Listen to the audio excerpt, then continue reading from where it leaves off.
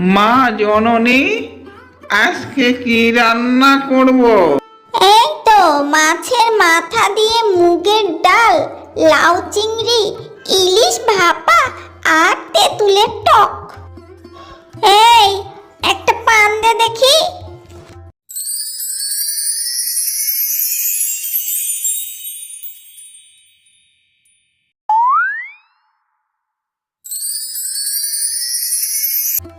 ওগো শোনো না, কোনোদিনে তো লোকেদের নেমন্তন্ন করে খাওয়ানি। আমার কতদিনের শখ লোকেরা ভালো মন্দ খেয়ে আমাদের নামে গুণগান গাইবে। আহা হা হা হা হা। চিন্তা করো না গিন্নি, পুরো ভিডিও দেখতে কমেন্টস বক্স